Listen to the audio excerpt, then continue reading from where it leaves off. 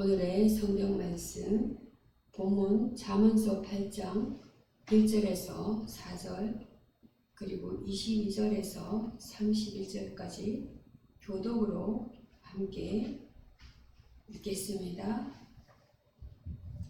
지혜가 부르지 아니하느냐? 명철이 소리를 높이지 아니하느냐? 그가 길가의 높은 곳과 네거리에 서며 성문 곁과 문 어귀와 여러 출입하는 문에서 불러 이르되 사람들아 내가 너희를 부르며 내가 인자들에게 소리를 높이노라.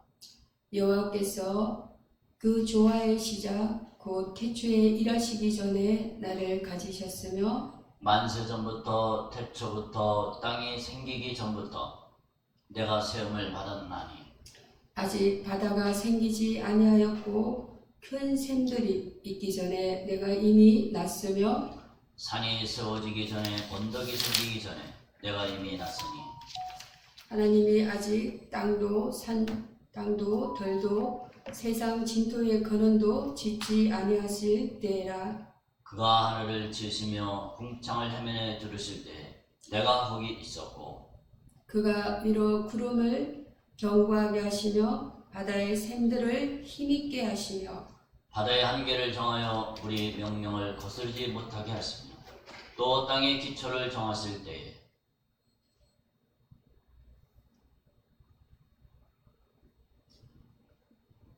내가 그 곁에 있어서 창조자가 되어 날마다 그의 기뻐하신 바가 되었으며 항상 그 앞에서 즐거워하였으며 사람이 거처할 땅에서 즐거워하며 인자들을 기뻐하였느니라. 아들들아 이제 내게 들으라. 내 도를 지키는 자가 복이 있느니라. 훈계를 들어서 31절 같이 합독으로 읽겠습니다. 사람이 거처할 땅에서 즐거워하며 인자들을 기뻐하였느니라. 아멘.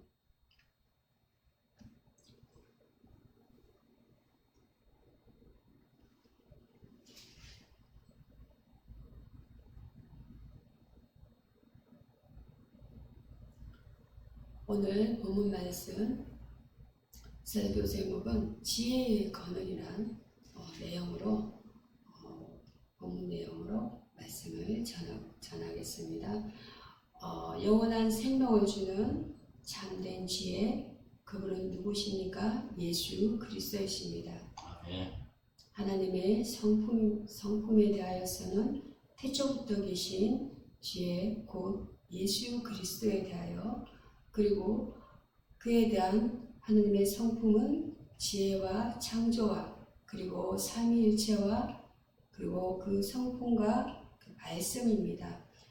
여기 내용은 잠언서 8장 1절에 보면 지혜가 부르지 아니하느냐 명철이 소리를 높이지 아니하느냐라는 구절은 이 구절은 마치 지혜가 거리에서 확성기를 들고 얘들아 여기 진짜 살아있는 지혜가 있어 하고 외치는 그러한 모습입니다.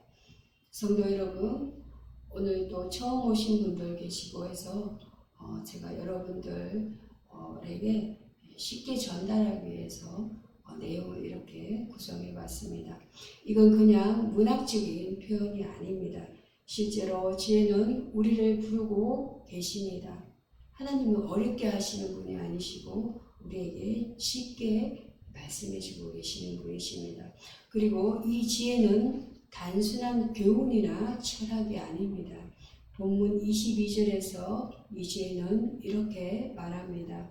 여호와께서 그 조화의 시작 곧 태초에 일하시기 전에 나를 가지셨으며 이건 그냥 지혜가 옛날부터 있었다는 단순한 그러한 말에 그치는 것이 아닙니다.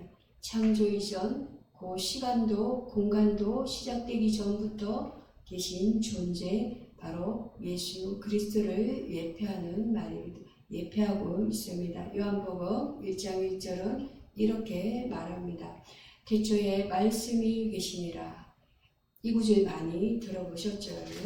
이 말씀이 하나님과 함께 계셨고 이 말씀은 곧 하나님이시니라. 말씀은 로고스이며 로고스는 곧 지혜요. 그리고 그 지혜는 생명이요. 이 생명은 예수 그리스도인 것입니다. 즉 하나님의 지혜는 곧 그분의 성품이며 예수님을 통해 우리에게 나타난 하나님의 성품은 어떠하겠습니까? 하나님의 성품은 완전하고, 한번 얘기해 보겠습니다. 첫 번째로 완전하고, 두 번째는 자비롭고, 자비하시고 자비로운 분이시며, 그리고 세 번째는 전능하신 분이시며, 전능하고 그리고 사랑이 넘치는 그러한 분이십니다. 사랑이 넘치십니다. 그분은 장난삼아서 우주를 만든 게 아닙니다. 우리를 사랑하셔서 지혜로 질서를 주셨고 구속사의 계획을 시작하셨습니다. 더 놀라운 것, 이 지혜는 머리 좋은 사람이 소유할 수 있는 수학 능력 같은 게 아니라는 사실입니다. 하나님의 지혜는 인격적이고 관계적입니다. 관계이고 아무리 IQ가 높아도 예수님을 모르면 소용없는 지식입니다. 그렇게 생각이 드십니까, 여러분? 심지어 성경에도 고린도전서 3장 19절 말씀에 보면 세상 지혜는 하나님 앞에서 미련한 것이라고 했습니다. 하나님은 골로새서 2장 3절 말씀에는 예수 그리스도 안에서 지혜의 모든 보화를 감추어 두셨습니다. 여기에서 보면 지혜는 이 내용을 자세히 한번 살펴보도록 하겠습니다. 지혜는 창조 전부터 하나님과 함께 하셨고 하나님은 그 지혜로 세상을 지으셨습니다. 여러분 이해되시죠? 네. 그리고 이 내용대로 우리가 하나하나 이렇게 내용을 자세히 들여다본다면 이 지혜는 단순한 개념이 아닙니다. 개념이 아니라 태초부터 하나님과 함께 하신 예수 그리스도이십니다. 그리고 우리가 이러한 이것 자세히 살펴본 바와 우리가 살펴본 내용을 바탕으로 해서 우리 삶 속에 적용을 해본다면 우리는 세상의 지식보다 우리가 어떻게 살아가야 할지 말씀해 주고 계십니다. 세상의 지식보다 먼저 예수 그리스도를 먼저 알아야 하며 그분을 통해 하나님의 성품과 창조 목적을 발견해야 할 것입니다. 두 번째로 여러분 그렇게 생각이 드시면 아멘 하시기 바랍니다. 아멘. 두 번째로 사람의 본질에 대하여는 지혜를 거절하는 타락한 본성이라는 겁니다. 여기에서 우리 성경 내용의 내용 본문에서는 타락과 사람의 본질에 대해서는 사람은 타락한 인생이라는 겁니다. 그리고 자만, 교만으로 가득 차 있다는 것입니다. 그리고 어리석다는 겁니다. 그리고 회개해야 할 그러한 존재라는 겁니다. 그리고 무시하다는 겁니다. 하나님이 보실 때 우리의 모습은 우리가 얼마나 부족한 존재인가 인간의 본질이라는 겁니다. 지혜는 분명히 우리를 부르고 있습니다. 그것도 아주 친절하고 그리고 공개적으로 온 인류에게 말하고 있습니다. 온 인류에게 그러한 대상이라는 겁니다. 잠언서 8장 4절 말씀에는 사람들아 내가 너희를 부르며 인자들에게 내 소리를 높이노라. 그런데 왜 사람들은 이 부름을 듣지 않나요? 그것은 인간의 본질 무엇 때문이겠습니까? 곧 타락한 성품 때문이라는 것입니다. 우리는 원래부터 하나님의 지혜보다 내 생각, 내 감정, 내 계획이 더 옳다고 여깁니다. 여러분 이해되십니까? 아멘. 아멘이시죠? 창세기 3장을 보십시오. 아담과 하와는 하나님의 말씀보다 뱀의 속삭임을 택했습니다. 여러분 우리도 어떻습니까? 달콤한 유혹 그리고 달콤한 말 이런 거를 더 좋아하죠. 우리에게 이렇게 조언이나 충고를 이렇게 듣기 좋아하지 않습니다. 그죠? 이거 먹으면 눈이 밝아져서 하나님처럼 될 수 있어. 얼마나 매력적인 말이겠습니까? 그죠? 근데 그러나 그것이 지혜가 아니라 교만이었고 하나님 없이도 지혜를 얻으려는 어리석음이었다는 거예요. 그 결과는 어떻겠습니까? 죄와 죽음과 그리고 에덴에서의 그 추방이었습니다. 지금 우리의 모습도 다르지 않다라는 것이에요. 현대에는 지식은 많지만 지혜는 부족하다는 거예요. 스마트폰으로 검색하면 어떻습니까? 3초 안에 수백 개의 정보를 얻을 수 있다고 합니다. 하지만 이 정보들이 우리를 더 행복하게 만들었나요? 결코 그렇지 못하다는 거예요. 자살률은 오르고 우울증은 일상이 되었고, 우리가 예전에 이 우울증이라는 거 거의 보기 드문 그런 질환이지 않습니까? 그죠? 근데 요즘은 이렇게 살기 좋고 또 경제가 발전할수록 이러한 예전에 없었던 그러한 다른 또 질환이 생기고 있지 않습니까? 인간관계는 또 어떻습니까? 아주 얕아졌습니다. 우리 성경을 읽을 때 그 옛날 분들은 우리 한국의 그 최초에 이렇게 말씀을 전할 때 성교사님들이 와서 그 목사님의 말씀을 전할 때 성경을 읽기만 해도 정말 은혜스러워하고 눈물을 흘렸다고 이렇게 하는 얘기를 들었습니다. 근데 요즘은 어떻습니까? 많은 지식과 많은 방대한 그런 성경 분량을 풀이해주고 얼마나 이렇게 해석해주고 분석해주고 그러한 그 성경에 대한 내용들이 얼마나 풍부합니까? 그럼에도 불구하고 우리가 많은 그 성경을 접하지만은 그렇지만 그 예전에 그런 언어는 없다라는 것이에요. 그래서 인간관계는 얕아졌다는 겁니다. 왜이겠습니까? 왜일까요? 지식은 많아졌지만 하나님을 경외하는 지혜는 사라졌기 때문입니다. 미국의 한 대학에서 삶의 의미를 주제로 수천여 개의 설문조사를 했는데 가장 흔한 대답은 모른다였습니다. 대부분의 사람들이 모른다였다는 거예요. 박사학위를 가진 사람도 그리고 억대의 연봉을 받는 사람도 인생의 의미를 알지 못하는 겁니다. 이는 곧 예수 그리스도 그 지혜 없이는 인생의 방향을 알 수 없음을 보여주는 그러한 사례인 것입니다. 우리가 이 내용으로 봐서 이 내용을 이렇게 살펴보면은 사람은 지혜를 거절하고 자기 생각을 앞세우는 경향이 있습니다. 여러분도 그런 생각이 드십니까? 네, 아멘이시죠? 또 한번 우리가 또 그 살펴본 이후에 더 자세히 한번 살펴보자면 이 타락한 이러한 모습은 타락한 본성의 결과라는 거예요. 자기 중심적인 사고로 인해 하나님의 지혜를 놓치게 된다는 것입니다. 우리의 삶 속에 적용을 해본다면 우리는 지혜의 음성에 어떻게 해야 되겠습니까? 귀를 기울이고 회개해야 합니다. 회개의 일밖에 말씀을 듣고 깨닫고 회개해야 하는 것입니다. 내 생각을 앞세우지 않고 내 생각보다 우리 하나님의 말씀은 성경 말씀, 하나님의 말씀을 더 신뢰해야 하는 것입니다. 성령의 도우심 없이 우리는 늘 제자리 걸음입니다. 여러분 이해되시죠? 그죠? 이해되십니까? 아멘이시죠? 아멘. 세 번째로는 마귀의 역사입니다.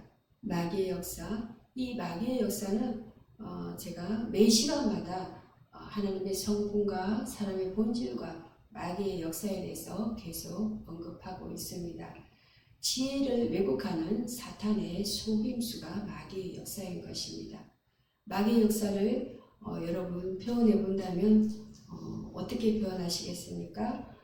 이 지혜를 왜곡한다는 사탄의 속임수라는 것은 이게 한번 구분을 해본다면은 속임수와 마귀의 역사에 여기는 속임수와 그 내용에는 미혹과 그리고 가짜 지혜와 우상과 분별력이 생기지 않는 그런 부분을 다 포함하고 있습니다.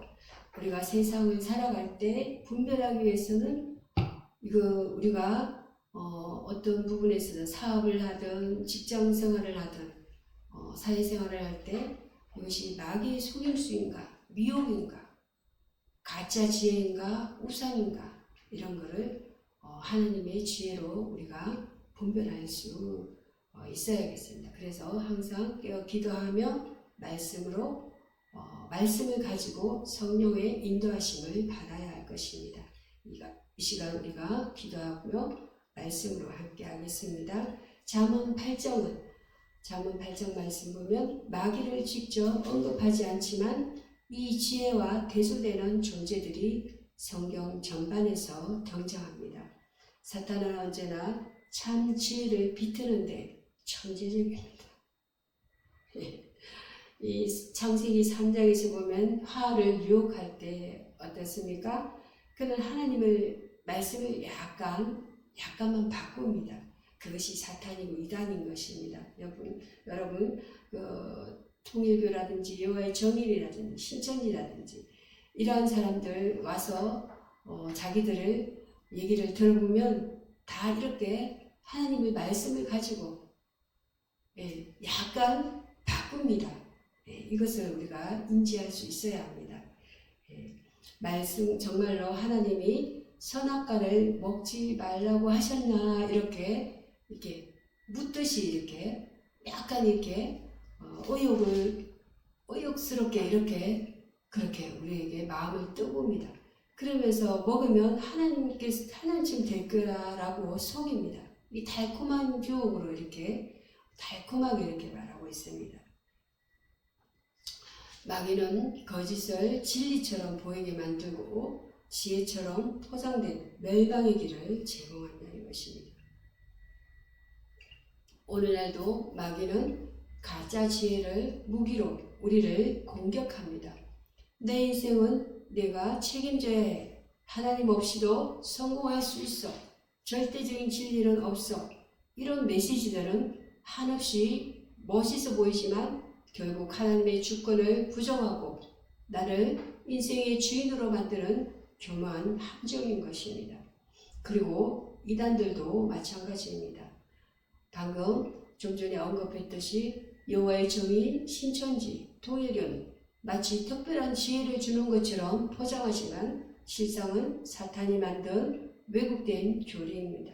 그들의 공통점은 무엇입니까? 예수 그리스도의 십자가 부활을 중심으로 하지 않습니다. 십자가 없는 지혜는 가짜입니다. 한대로 한 청년이 점장이를 찾아가 인생 상담을 받았습니다. 점장이는 너는 머리 좋은 팔자니까 주식 투자하라고 말했죠.